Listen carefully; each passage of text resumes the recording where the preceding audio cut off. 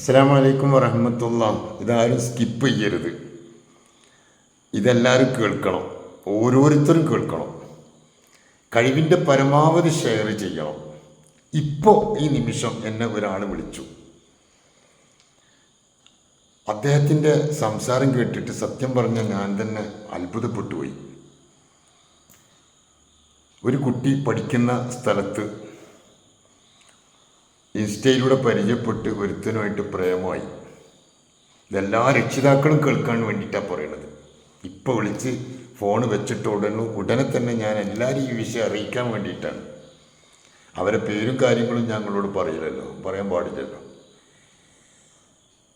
പരിചയപ്പെട്ടു എന്ന് മാത്രമല്ല, അവർ തമ്മിൽ ഭയങ്കര ബന്ധമായി. വീട്ടിൽ നിന്ന് കിട്ടാവുന്ന മുതലുകളൊക്കെ അവന് കൊണ്ടുപോയി കൊടുത്തു. അവന് ഒരു ഭാര്യയും കുട്ടിയും ഉണ്ട്. എന്നിട്ട് പോലും ഈ പെൺകുട്ടി അവനെ സ്നേഹിക്കുന്നു. ഞാൻ രണ്ടാം ഭാര്യയായിട്ട് നിന്നോളാന്ന് പറഞ്ഞിട്ട്. നല്ല വിദ്യാഭ്യാസമുള്ള കുട്ടി, നല്ല ദീനീബോധത്തിൽ വളർന്ന കുടുംബം, ഒരൊറ്റ ഒക്കത്ത് നിസ്കാരവും തഹജ്ജുദ് പോലും ഒഴിവാക്കാത്ത കുടുംബം. ഈ കുട്ടിയും അങ്ങനെ തന്നെ. അങ്ങനത്തെ ഒരു കുട്ടിയാണ് ഇപ്പോൾ പെട്ട് കിടക്കുന്നത്. ഒരു നിലയിലും അവനെ പിന്മാറാൻ അവൾക്ക് കഴിയുന്നില്ല. ഇനി അവൻ പിന്മാറിയാലും ഇവള് പിന്മാറൂല. ആ നിലയിലേക്ക് പ്രേമബന്ധങ്ങൾ പോയിക്കൊണ്ടിരിക്കുകയാണ്. പ്രിയപ്പെട്ട രക്ഷിതാക്കളെ, വേദനയോടെ ഞാൻ പറയാണ്, നിങ്ങൾ ശ്രദ്ധിക്കണം. പെൺകുട്ടികളുള്ള രക്ഷിതാക്കൾക്കൊക്കെ വേദന ഉണ്ടാക്കുന്ന വാക്കുകളാണിത്. ഇസ്ലാമികപരമായിട്ട് നല്ല നിലക്ക് വളർന്ന കുടുംബത്തിൽ പോലും ഇങ്ങനെ സംഭവിക്കുന്നുവെങ്കിൽ നമ്മളെ മക്കളെ ശരിക്കും ശ്രദ്ധിക്കണം. ഒരു കാരണവശാലും അവർക്ക് ഒരു സാഹചര്യം നമ്മളായിട്ട് ഒരുക്കി കൊടുക്കരുത്. ഫോൺ സൗകര്യം, എല്ലാവിധ സൗകര്യവും നമ്മളെ മക്കൾക്ക് നമ്മൾ ഒരുക്കി കൊടുത്തു. അവർ തമ്മിൽ ഇപ്പം നല്ല ബന്ധമായി. ഇപ്പം എന്തായി കഥ? ഒരുപാട് സാമ്പത്തികമായി പോലും ഈ വീട്ടിൽ നിന്ന് എടുത്തു കൊണ്ടുപോയി അവനെ സഹായിക്കുന്നൊരവസ്ഥ വരികയും ഒരു രക്ഷയുമില്ല. അവന് വേണ്ടാന്ന് പറഞ്ഞാലും ഇവള് വേണം തന്നെ.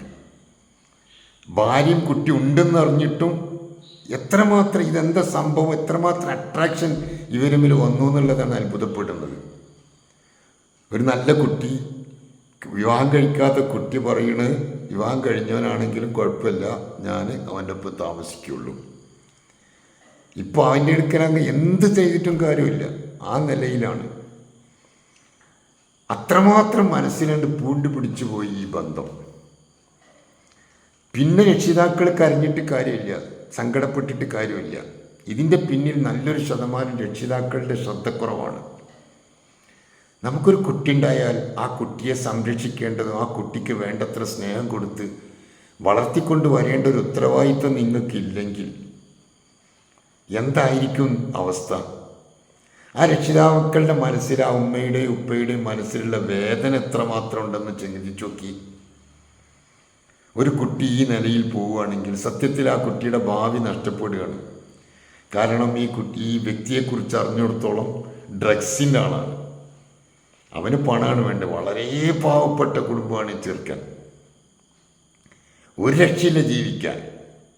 അങ്ങനത്തെ അറിഞ്ഞിട്ട് പോലും ഇവൾ അവനെ വിടുന്നില്ലെങ്കിൽ ഇതിൻ്റെ പിന്നിലെ ഗുട്ടൻസ് രഹസ്യം എന്താണെന്ന് കണ്ടുപിടിക്കേണ്ടതുണ്ട്. ഇത് ഞാൻ പറയണത് എന്തിനാന്ന് വെച്ചാൽ, നിങ്ങൾ ശ്രദ്ധിക്കണം നിങ്ങളെ മക്കളെ.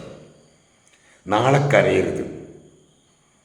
ഇന്ന് ശ്രദ്ധിച്ചിട്ടില്ലെങ്കിൽ നാളെ നിങ്ങൾ കരയേണ്ടി വരും. എൻ്റെ കുട്ടി നല്ല ദീനിയായ കുട്ടിയാണ്, ഇസ്ലാമിയായിട്ട് വളരുന്ന കുട്ടിയാണെന്നൊന്നും പറഞ്ഞിട്ട് കാര്യമില്ല.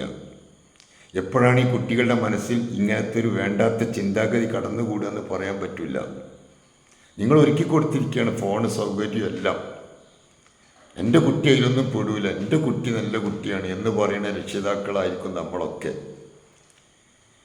എനിക്കും നിങ്ങൾക്കും ഇതൊരു പാഠമാണ്, അത്ഭുതം നിറഞ്ഞ പാഠം. ഞാനത് കേട്ടിട്ട് സത്യം ഞാൻ തരിച്ചുപോയി. ആ ഫോൺ വിളി കേട്ടിട്ട് എങ്ങനെയെങ്കിലും അതിനൊന്ന് രക്ഷപ്പെടുത്താൻ വേണ്ടി ശ്രമിക്കുകയാണ്. നമുക്ക് ദുആ ചെയ്യണം ആ കുട്ടിനെ അതിൽ നിന്ന് രക്ഷപ്പെടുത്താൻ. എത്രമാത്രം അപകടമാണ് ഇന്ന് സമൂഹത്തിൽ നടന്നുകൊണ്ടിരിക്കുന്ന അറിയോ? ലവ് എന്ന ഈ ഒരു അഫെയർ പ്രേമം പിടിപെട്ട് കഴിഞ്ഞാൽ അത് എർത്തിക്കൽ ഹോർമോണാണ്. ഈ ഹോർമോൺ ബ്രെയിനിലേക്ക് കണ്ട് കയറിക്കഴിഞ്ഞാൽ പിന്നെ ആരും ഉപദേശിച്ചിട്ടും കാര്യമില്ല, എത്ര പറഞ്ഞു കൊടുത്തിട്ടും കാര്യമില്ല. അവരുടെ ഇടയിൽ ഒരു കാര്യവും പറഞ്ഞു, ഒരു ഉപദേശവും സ്വീകരിക്കില്ല. ഈ ഹോർമോൺ പിന്നെ എപ്പോഴാണ് കുറയുക? ഇവരിനി വിവാഹം കഴിച്ചു, ഇനി പോലീസ് സ്റ്റേഷനിലോ മറ്റോ പോയി എങ്ങനെങ്കിലുമൊക്കെ ആയിട്ട് വിവാഹം കഴിഞ്ഞാൽ ഇവർ രണ്ടുപേരും ജീവിക്കാൻ തുടങ്ങിയിട്ട് ശാരീരിക ബന്ധം തുടങ്ങിക്കഴിഞ്ഞാൽ പിന്നെ ഒരു 3 മാസത്തോളം അതുണ്ടാകും. അത് കഴിഞ്ഞാൽ പിന്നെ ഹോർമോൺ കുറയും, ബ്രെയിനിൽ നിന്ന് ഹോർമോൺ ക്രമേണ കുറയും. പിന്നെ രണ്ടുപേരും അടിയും വെടിയും കുത്തും തല്ലും ബഹളവും ആത്മഹത്യയും എല്ലാം കൂടിയായിട്ട് മാറും. ഇതാണ് സത്യത്തിൽ ലവ് മാരേജ് കൊണ്ടുണ്ടാകുന്ന അപകടം. അതുകൊണ്ട് വളരെ സൂക്ഷിക്കുകയാണ്, ശ്രദ്ധിക്കേണ്ട കാര്യമാണ്. പ്രിയപ്പെട്ട പെൺകുട്ടികളോട് ഞാൻ പറയുകയാണ്, ഇത്ര കാലം നിങ്ങളെ പോറ്റി വളർത്തിയ നിങ്ങളെ പ്രിയപ്പെട്ട ഉമ്മയും ഉപ്പയും കയ്യോ വളരുന്നു കാലോ വളരുന്നു എന്ന നിലക്ക് വളർത്തിയെടുത്ത് വിദ്യാഭ്യാസം തന്ന് അവരുടെ വിഷമം പോലും അവർ നിങ്ങളെ അറിയിക്കാതെ വളർത്തിക്കൊണ്ടുവന്നിട്ട് എൻ്റെ കുട്ടി നന്നായി വളരട്ടെ എന്ന് ഉദ്ദേശിച്ചിട്ട് എല്ലാം ചെയ്തിട്ട് ആ മാതാപിതാക്കളുടെ ഹൃദയത്തിലേക്ക് കനൽ കോരിയിടുന്ന പെൺകുട്ടികളെ നിങ്ങളെ ജീവിതത്തിൽ നിങ്ങൾ വിജയിക്കൂല, നിങ്ങൾ തകർന്നു. അങ്ങനെ ചിന്തിക്കുന്ന പെണ്ണുണ്ടെങ്കിൽ ഉറപ്പായിട്ട് പറയുന്നു, നിങ്ങൾ തകർന്നു. നിങ്ങളെ ജീവിതം മഹാ അപകടത്തിലാണ്. അതുകൊണ്ട് ദയവ് ചെയ്ത് നിങ്ങളെല്ലാവരും വളരെ ശ്രദ്ധിക്കുക. ആർക്കെങ്കിലും ലവ് അഫെയർ ഉണ്ടെങ്കിൽ ദയവ് ചെയ്തത് ഒഴിവാക്കുക.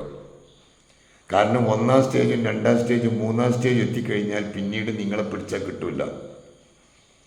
ക്യാൻസർ പോലെയാണത്, സ്റ്റേജ് മാറുന്നതനുസരിച്ച് അപകടം കൂടും.